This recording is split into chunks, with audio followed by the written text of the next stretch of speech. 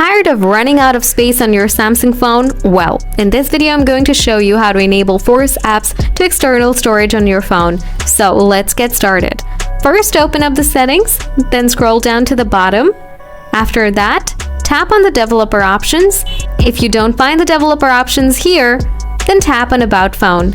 Next, tap on Software Information. Then tap on Build Number for 7 times, and then go back to the settings page.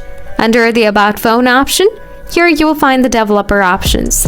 Now tap on it, then scroll down a little bit, find the Force Allow Apps on External option.